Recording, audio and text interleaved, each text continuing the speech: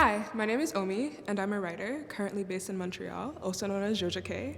My pronouns are she and they, and I'm very excited to be here with you today. Kais? Thank you, Omi. Hi, my name is Kais. I use he, him pronouns. I'm a poet and a playwright based here in Tkaronto, Canada. So I hear you have something in store for us today. I do. I got something special. Today, we'll be learning how to weave baskets, along with how to forage for the materials to weave baskets.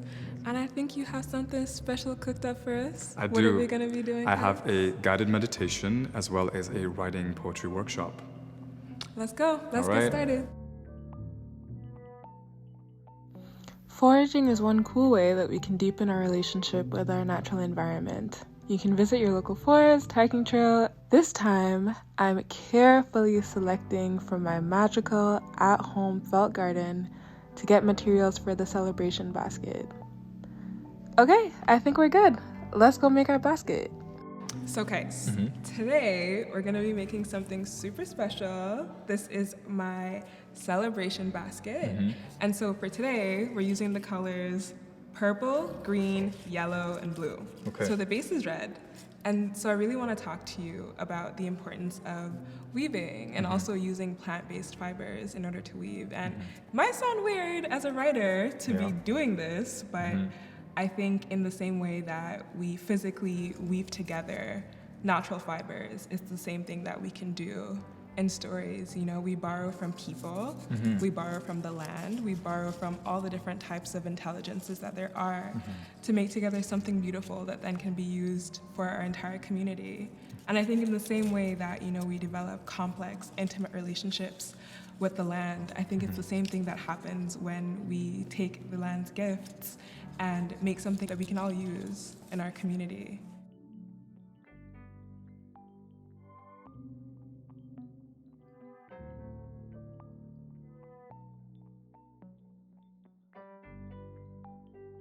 What do you think? It's very intricate, thank you. And I actually think it's time for our guided meditation, so if you'd like to join me. I've been practicing this meditation where I've been centering on self, someone being a close friend or family or a mentor figure, and then relating myself to my environment or to the land, wherever that I'm located. So to start, I really just like to get really comfortable. Just really letting myself settle into the space. Letting the breath set in its own gentle pace here. And just gently becoming aware of the sounds, the temperature in the room, any textures. Just allowing ourselves to arrive, to ground here. And just taking an inhale through the nose, holding for 2 or whatever is comfortable for you, and exhaling on the back of your head. Just notice here how the breath occupies and exists. And again, with a gentle inhale through the nose and a gentle exhale through the mouth, can you trace your awareness from the back of the head now down towards the neck, back of the neck? Becoming curious here how the breath now occupies the space. And again, taking an inhale here, exhale, as you send the breath now between the shoulder blades. So becoming curious here how you've held any tension you've carried throughout your day, the week. And just gently, can you allow this area to soften?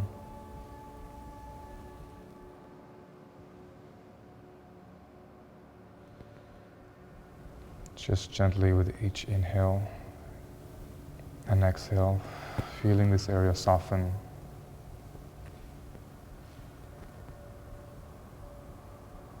And again, taking an inhale here through the nose. And out through the mouth, Can you then trace the breath down to the lower back?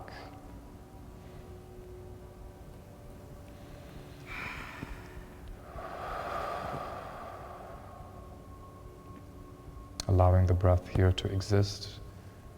This is where we hold our center of gravity, one of our many core muscles, keeping us stable, strong, grounded.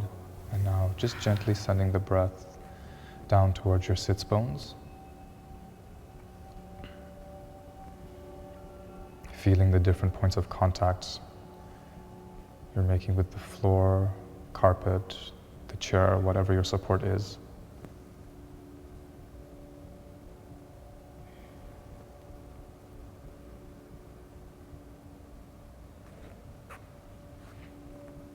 And again, here just allowing yourself to deeply inhale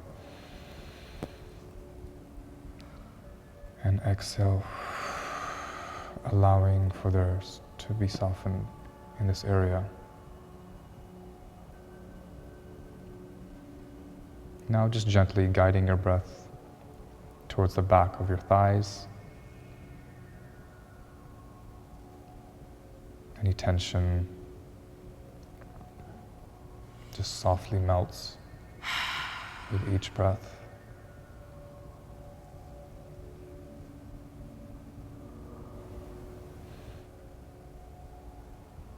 Just allowing yourself to integrate this practice.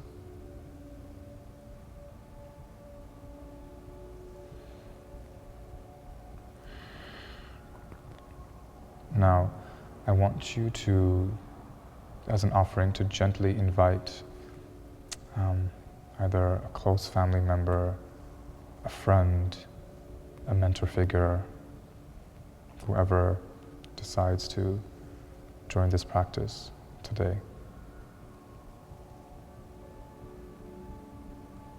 And what I'm offering is allowing for yourself to see them in the space with you, seated next to you.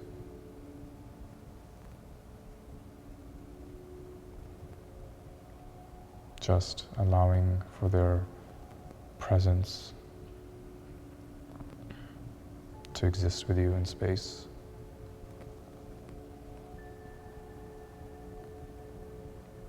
Allowing them to be as is, just as they support you to be as is.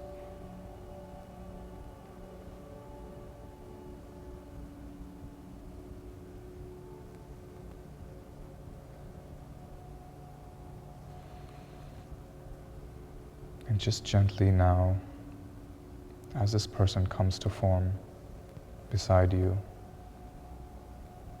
can you gently now allow yourself to imagine alongside this person, sitting in a space where you feel safe, familiar with. This might be a place within your own home,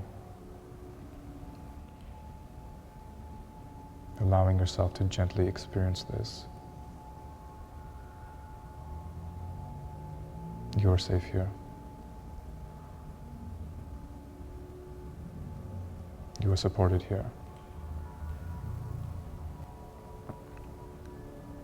In your mind's eye, just turning towards the person that you have invited to join you within this practice, thanking them for being here, for showing up beside you, and allowing them to carry on.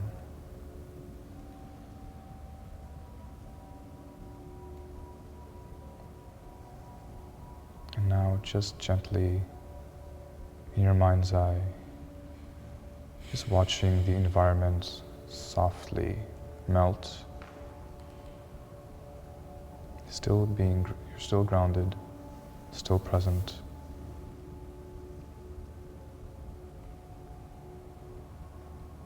Gently becoming aware of your seat, the different points of contact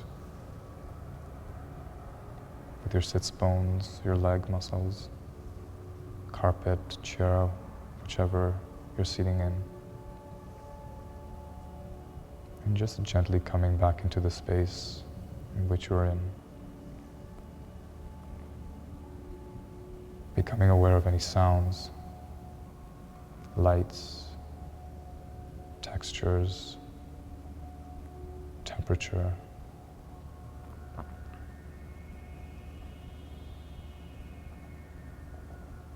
Allowing yourself to gently come back into the space.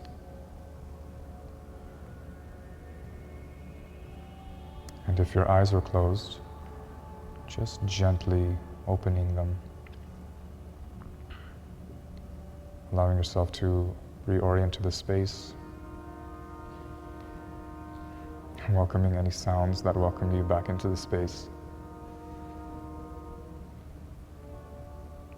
Gently turning your head to the left to orient.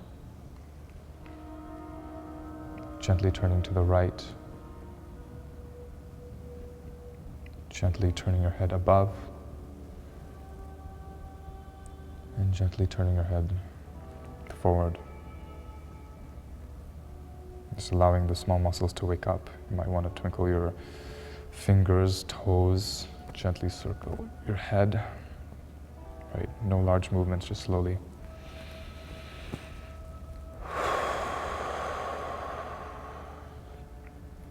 Thank you.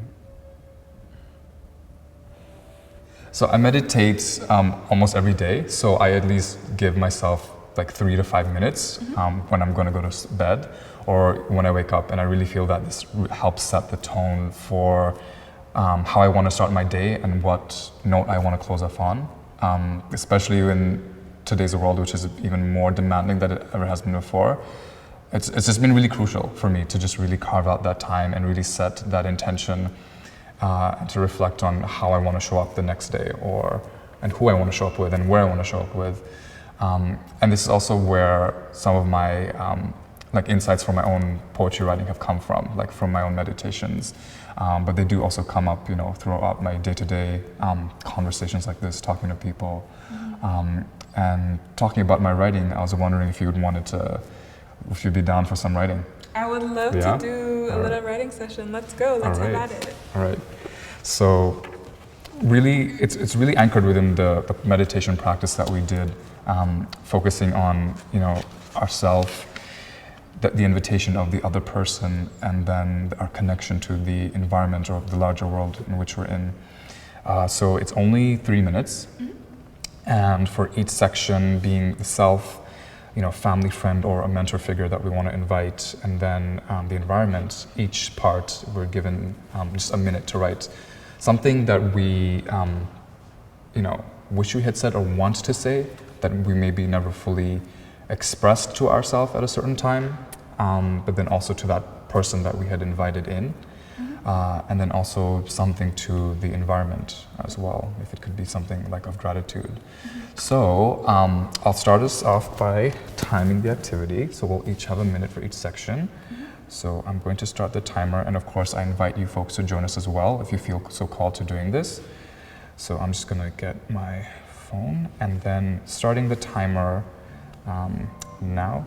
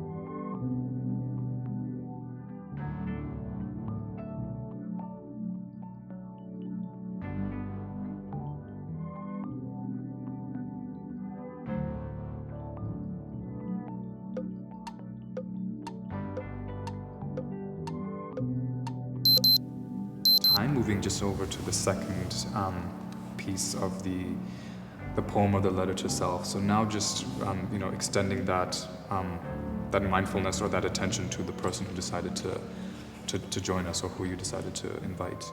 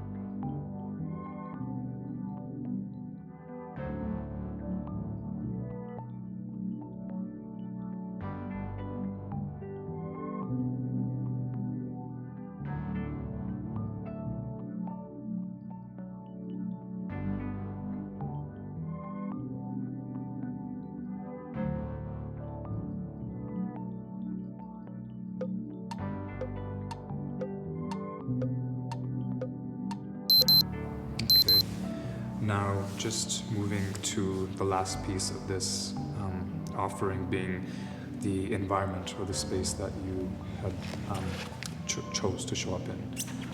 Anything particular that you noticed that really caught your attention, that you really appreciated? Yeah.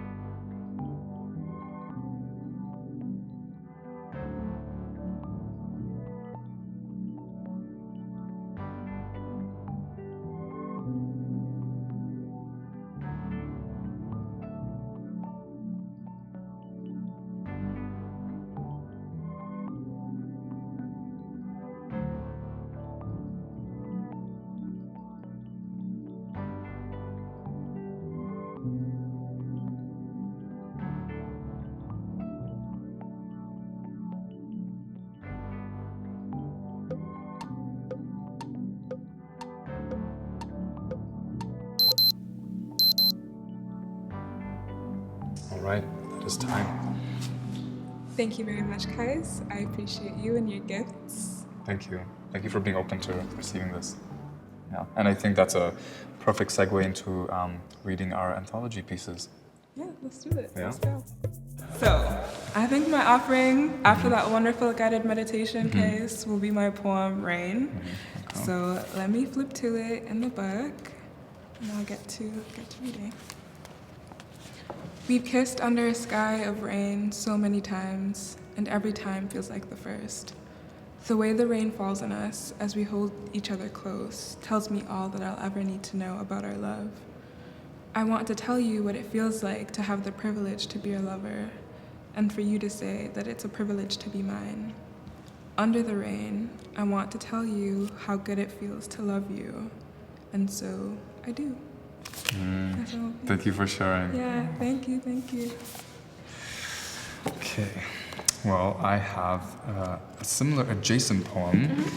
This one's called The Sun. Yep. So Love it. Loving the title. it's almost like we wrote this together or something, you know? Almost like we were in the same anthology. Right? Oh my God. Who would have guessed? All right, here we are. The Sun. Teach me, Father. Teach me to honor thy man with feelings. Teach me to honor thyself with tenderness. For a man who is deprived of feeling is a lost man. He knows not of the sun. Sing for me, Father. Sing for the tenderness of the heart. Teach me the song of love, to which I will learn and sing for my own heart. My heart sings for the child. Love thy man, for he is tender. Love thy father, for he is not a perfect man, but in likeness he too searches for the sun. That's beautiful. Thank you. Yeah, thank you so much, guys. Is there anything that you would like to leave as a takeaway for our audience? Yeah, thank you for asking. I think, actually, I want to take this moment to speak directly to young writers, young Black writers especially. I think when it comes to me, and I'm still just starting out as a writer, but I think about the importance of lineage and even the physical act of weaving and using my hands to tell a story, whether that's doing ceramics or today we weaved a beautiful celebration basket.